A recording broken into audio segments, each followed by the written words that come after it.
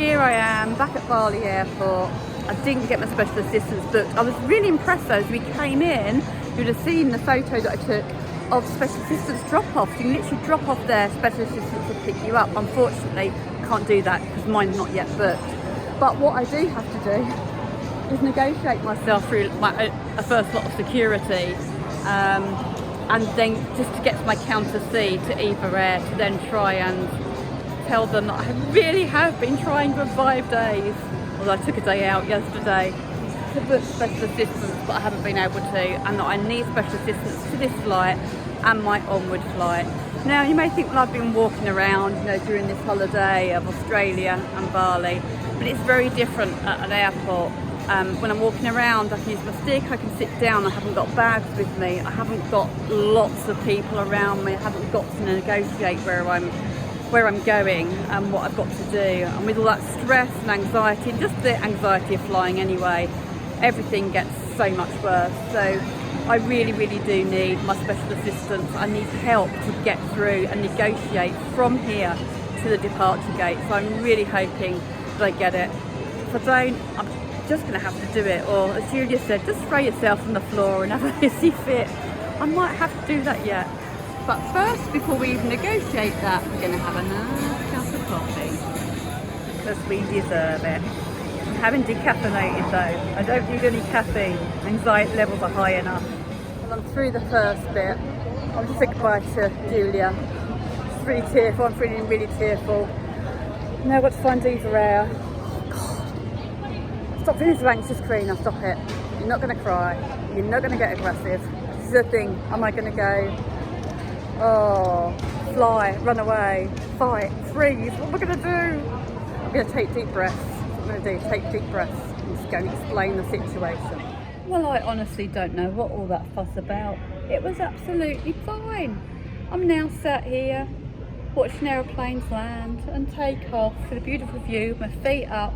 There's a bit of a heater underneath though, which I probably don't want. I just literally went up to the front and went, I've been trying for 5 days to book special assistance. I'm at my wit's end, I need special assistance. That's fine, I'll call a colleague. Next to know, within a minute, there was a wheelchair there waiting for me. The only thing they queried was the amount of hand luggage, because you meant to have one sort of hand luggage and one sort of personal bag. And my personal bag's my rucksack, which is huge, plus my bum bag. Plus then I've got this as well, that my little seat cushion to sit on. So I think they're a bit, but when I've got my medication and all my stuff in my rucksack, so they were okay. It was cool, it was fine.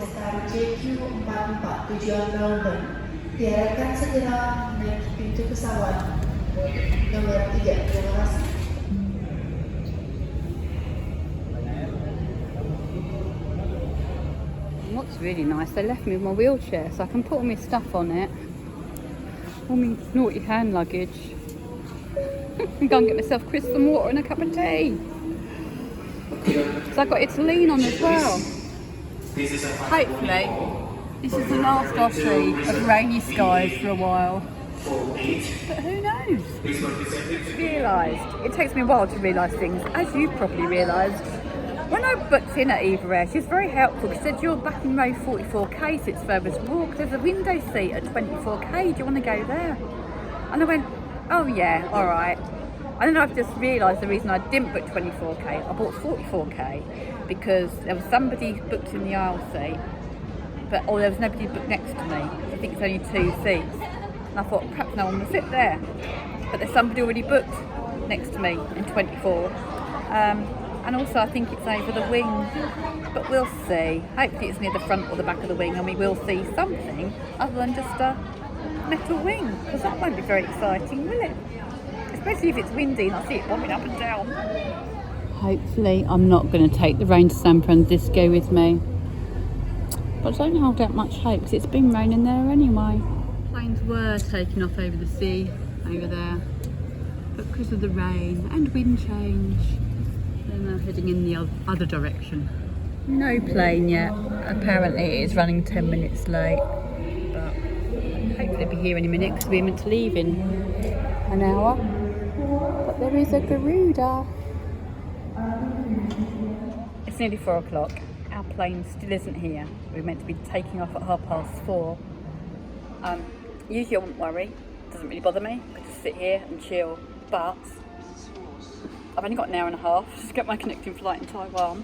So I really, really hope they have booked me on with special service, because I'm going to have to get off and on pretty quickly. It's going to be a really tight schedule. So I'm really hoping I don't miss my connecting flight.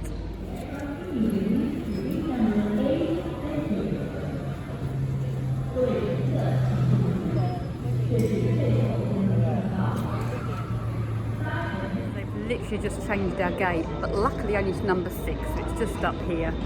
I've got my trusted wheelchair that they've lent me with all my bags on. There it is. And hopefully I'm at the right gate now as well. But I'll soon see. The wings don't look too big, so I should be able to get a view even if I am over the wing, wherever I am.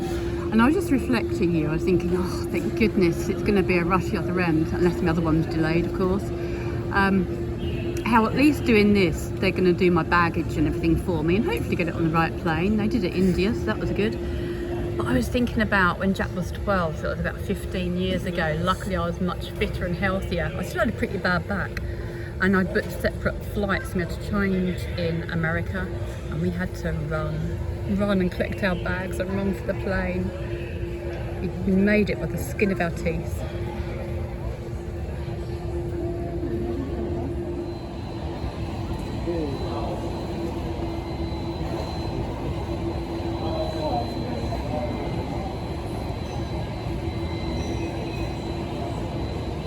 Could you imagine me trying to line that up? That door with that bit. Now that would be fun.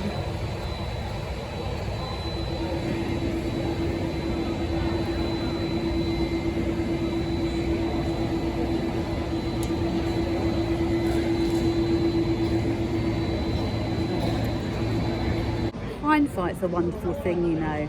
I should have got a carry-on, like holdall type bag, because I don't need another one. I didn't get that. I got something a bit funky that I wanted.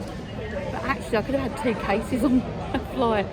So I should have just done that and booked them both in, because I had 2 cases anyway paid for, and I've only got one. Oh, I'm not very good at thinking stuff through, am I?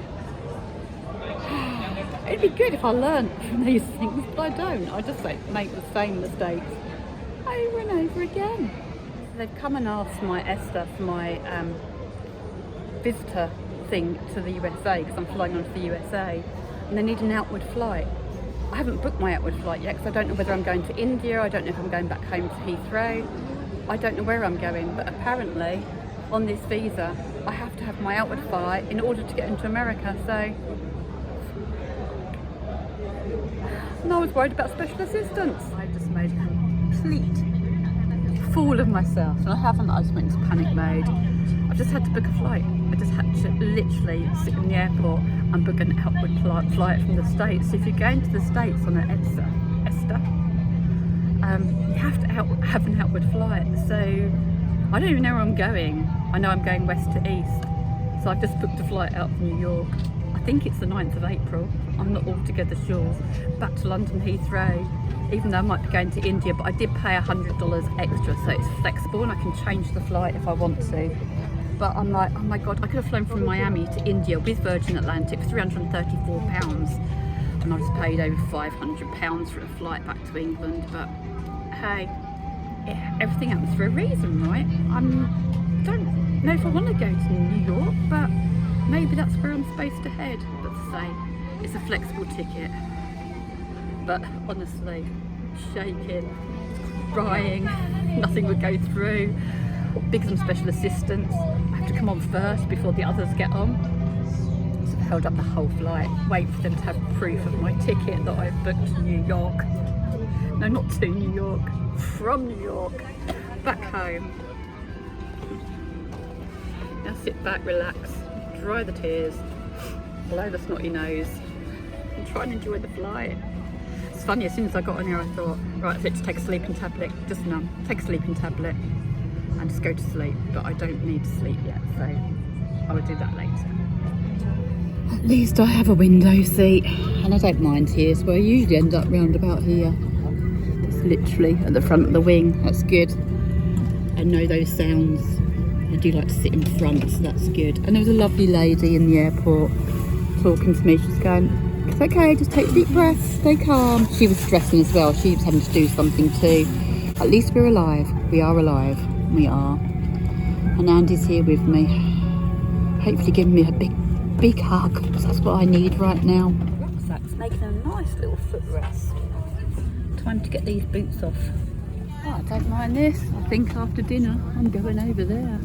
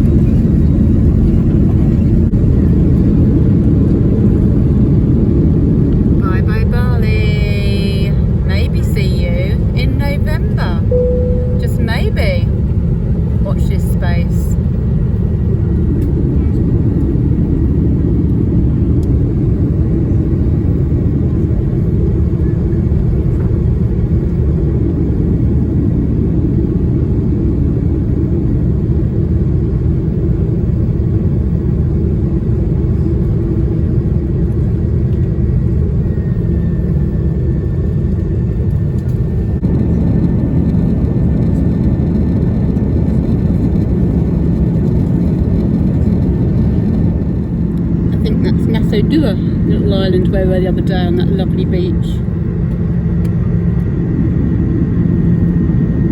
The captain's just come on and told us there's a photo opportunity on the left hand side, but I'm on the other side, so I'll just give you the volcano or mountain instead.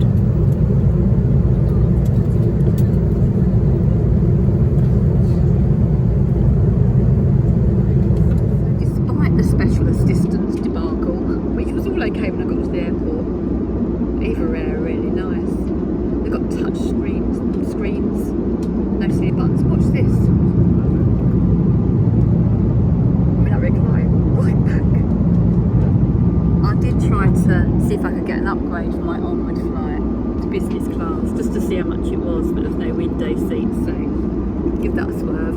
Probably just as well, because I just had to fork out on an expensive ticket from New York to London. I've noticed with all the flights is that they come round with the drinks trolley before the food, which the old me would have loved. The sober me is just like, give me my dinner.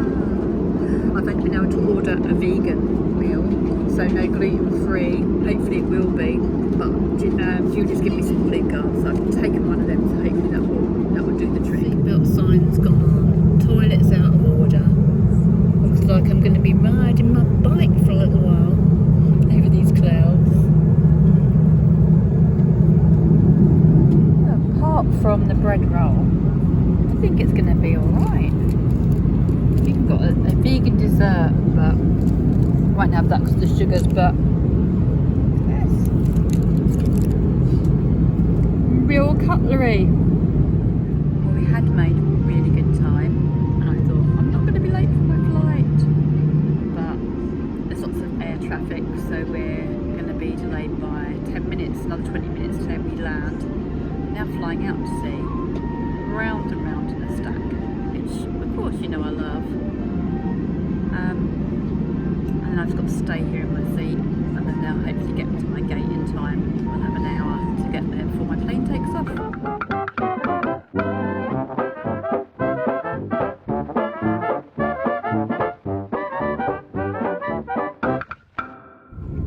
At last, undercarriage just coming down.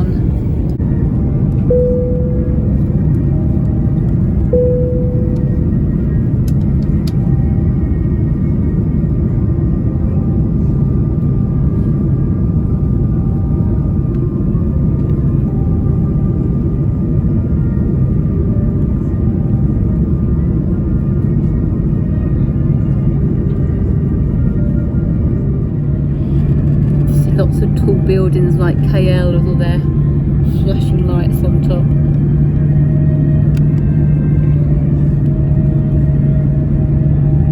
In an hour or so, I'll be taking off again.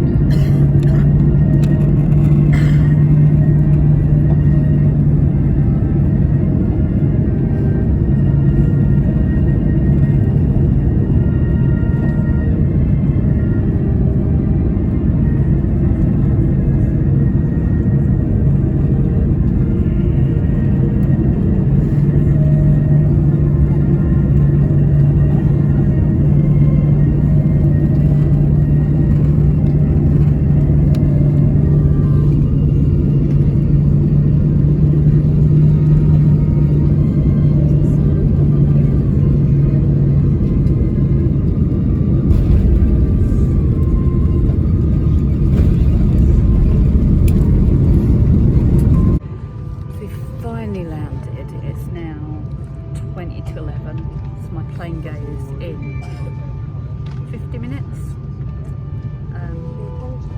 They've said, because we're at a remote thing, so we've got to get on a bus, but because the wheelchair won't know where to get me, they're going to take me, so hopefully I'll get there in time. Did have a little lay down, not much of a sleep, it was just nice to stretch out for a bit.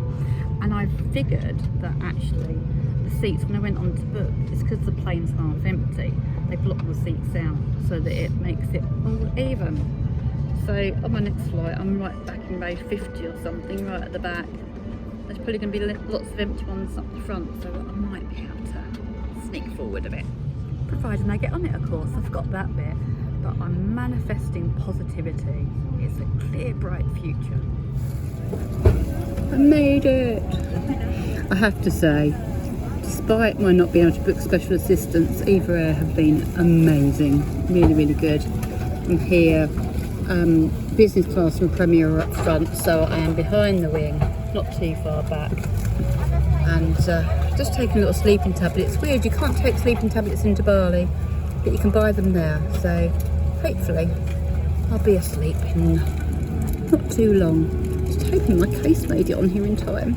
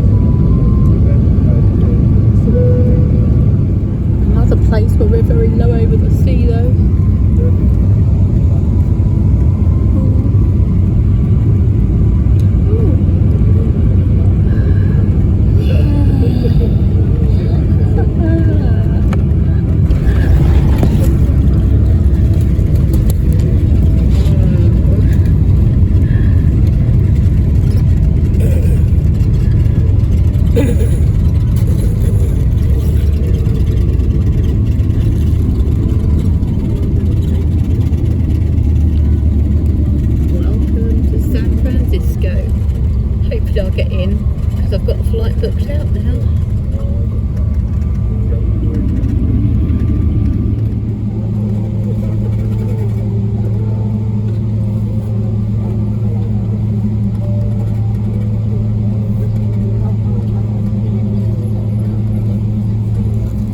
But it was largely a good flight. We did have some very, very bumpy bits, but it didn't last long. I'm not going to lie, it did put my blood pressure up a little bit and quickened my pulse. I did have a few gasps, but I focused on my breathing and I rode Bumblebee with Andy by my side. And that was good. Really imagine sitting on her. I didn't actually put my arms up to hold the handlebars because that might have looked a little bit odd, but I'm odd, aren't I? Quirky. If you don't know what I'm going on about, then check out my vlog, and it's called something along the lines of From Terror to Fun at 30,000 feet. I'll put the link in down below. I'm very excited now. I'm now going to meet my friend Helen, who Andy and I met in London. She's been an online friend, but we've talked lots and lots and lots over the last few years, and Andy and I met her and her family about 18 months or so ago.